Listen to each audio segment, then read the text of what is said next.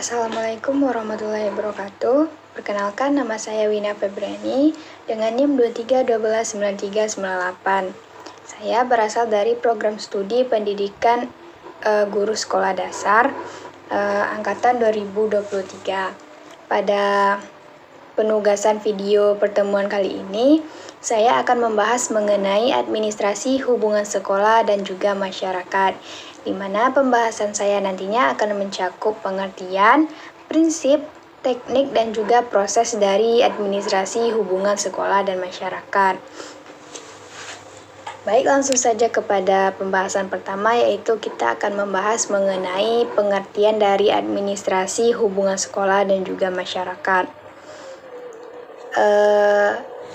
Administrasi hubungan sekolah dan masyarakat ini adalah suatu proses komunikasi di antara sekolah dan juga masyarakat untuk meningkatkan pengertian masyarakat mengenai kebutuhan serta kegiatan pendidikan, serta akan membantu mendorong minat dan juga kerjasama masyarakat dalam peningkatan dan pengembangan sekolah. Administrasi hubungan sekolah dan juga masyarakat ini adalah seluruh proses kegiatan yang direncanakan, diusahakan, dan juga bersungguh-sungguh di dalam pembinaannya.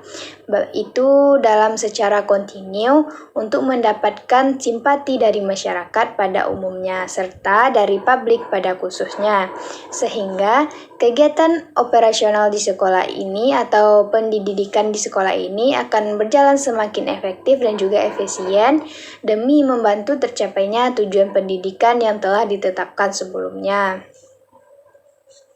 Selanjutnya, kita masuk ke dalam prinsip dari administrasi hubungan sekolah dan juga masyarakat. Ada beberapa prinsip penting di dalam hubungan ini. Yang pertama itu ada integrity, di mana prinsip ini mengandung makna bahwa semua kegiatan hubungan sekolah dan juga masyarakat itu harus terpadu. Artinya, informasi yang disampaikan antara kedua arus ini dari sekolah dan juga masyarakat ini harus informasi yang terpadu, baik itu mengenai masalah akademik maupun yang non-akademiknya. Di mana karena hal ini sangat penting untuk meningkatkan penilaian dan kepercayaan dari masyarakat terhadap sekolah. Juga sebaliknya.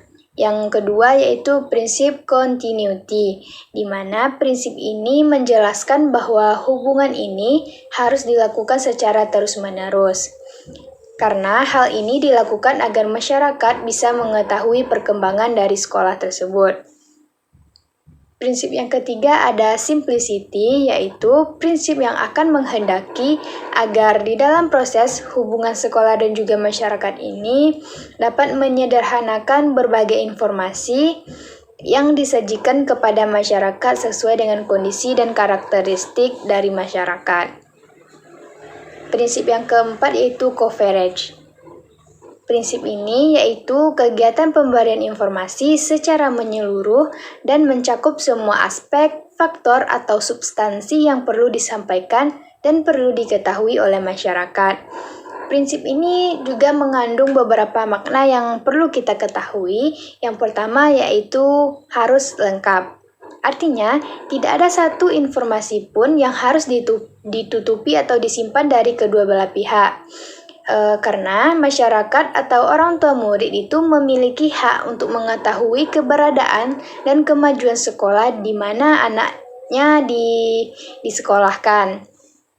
Oleh karena itu, informasi dari kemajuan sekolah ini, masalah yang dihadapi oleh sekolah, serta prestasi yang dicapai oleh sekolah ini harus diinformasikan kepada masyarakat. Yang kedua yaitu harus akurat. Artinya, informasi yang diberikan oleh pihak sekolah kepada pihak masyarakat itu memang tepat dan sesuai dengan kebutuhan masyarakat tersebut. Di dalam kegiatan ini juga berarti bahwa informasi yang diberikan tidak boleh dipalsukan atau informasi yang objektif. Yang ketiga yaitu harus up to date, di mana artinya informasi yang diberikan adalah informasi perkembangan, kemajuan, masalah, dan prestasi sekolah yang sedang terjadi atau terakhir kali terjadi. Untuk prinsip selanjutnya yaitu ada constructiveness, yaitu prinsip ini mengatakan bahwa program hubungan sekolah dengan masyarakat harus konstruktif. Di dalam artinya, sekolah itu memberikan informasi yang membangun pemahaman atau pengetahuan masyarakat terhadap adanya program pengembangan sekolah.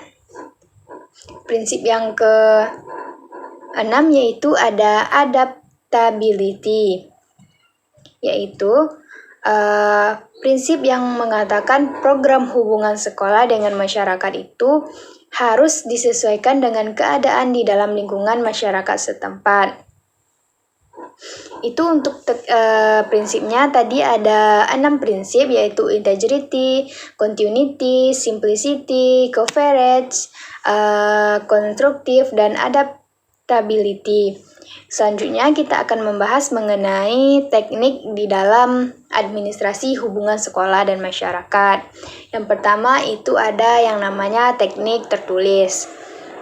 Hubungan antara sekolah dan juga masyarakat dapat dilakukan secara tertulis, yang meliputi yang pertama itu buku kecil pada permulaan tahunan ajaran, di mana buku kecil ini diberikan pada permulaan tahun ajaran baru yang isinya menjelaskan mengenai tata tertib, syarat-syarat masuk, hari-hari libur, hari-hari efektif. Dan kemudian buku kecil ini dibagikan kepada orang tua murid. Biasanya kalau untuk buku kecil ini sering kita temui di tingkat TK, Taman Kanak-kanak.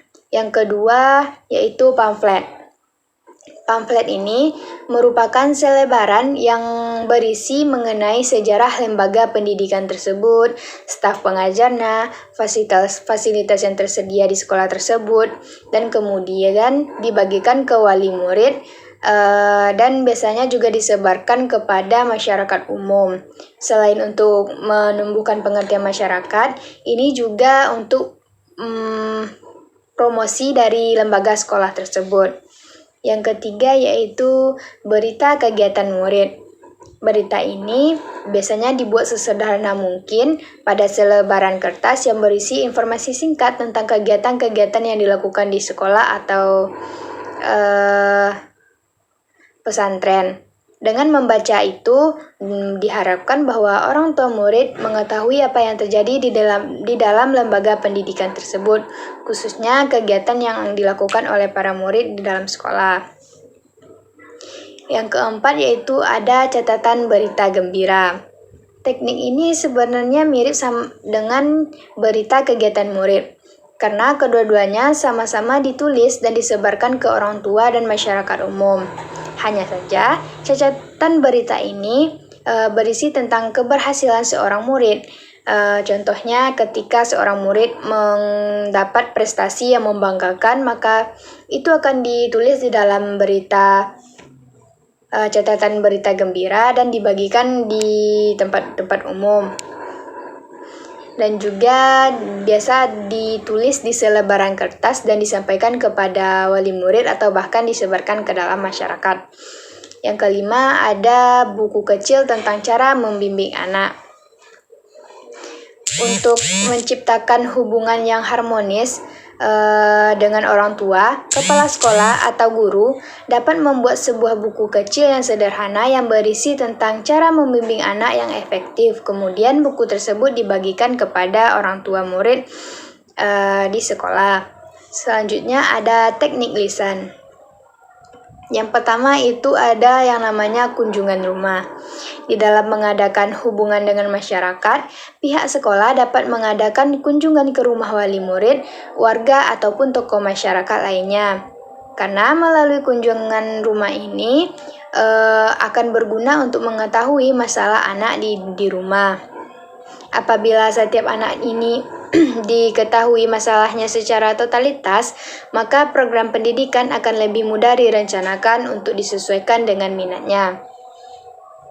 Yang kedua yaitu mengundang orang tua ke sekolah. Jika orang tua yang diundang sudah datang ke sekolah, mereka akan diberi penjelasan mengenai perkembangan pendidikan di lembaga tersebut. Mereka juga akan diberikan penjelasan khusus tentang perkembangan pendidikan anaknya. Yang ketiga ada pertemuan. Teknik ini berarti sekolah mengundang masyarakat di dalam acara pertemuan khusus untuk membicarakan masalah atau hambatan yang dihadapi oleh sekolah. Pertemuan ini sebaiknya diadakan pada waktu tertentu yang dapat dihadiri oleh semua pihak yang diundang. Pastinya sebelum acara ini dimulai, aturan-aturan di dalam acaranya sudah disusun terlebih dahulu. Yang ketiga ada yang namanya teknik peragaan. Hubungan sekolah dan juga masyarakat juga dapat dilakukan dengan cara mengundang masyarakat untuk melihat peragaan yang diselenggarakan oleh sekolah. Misalnya seperti acara kelulusan anak didik. Biasanya itu akan diundang tokoh-tokoh masyarakat, wali murid, dan lain-lainnya. Teknik yang keempat yaitu teknik elektronik. Karena zaman juga terus-menerus berkembang, maka perkembangan teknologi elektronik juga akan mengubah atau mengakrabkan sekolah dengan orang tua murid dan masyarakat. Pihak sekolah juga dapat menggunakan sarana elektronik, misalnya dengan telepon, televisi, ataupun radio sekaligus sebagai sarana untuk promosi pendidikan. Kerjasama yang dilakukan antara sekolah dengan masyarakat melalui komite sekolah ini adalah untuk menunjang proses pembelajaran yang baik di dunia pendidikan. Namun, harus tetap ada batasan karena jangan sampai komite terlalu mengintervensi sekolah. Selanjutnya, kita akan membahas mengenai proses dari administrasi hubungan sekolah dan masyarakat. Yang pertama, prosesnya yaitu dengan melakukan penyusunan program. Penyusunan program ini harus memperhatikan dana yang tersedia, ciri masyarakat, daerah jangkauan, sarana atau media, dan juga teknik yang akan dilaksanakan di dalam hubungan dengan masyarakat. Jika perencanaan ini tidak memperhatikan hal-hal tersebut, akan dikhawatirkan bahwa kegiatan tersebut tidak akan mencapai sasaran yang diinginkan. Proses yang kedua yaitu pelaksanaan atau pengorganisasian.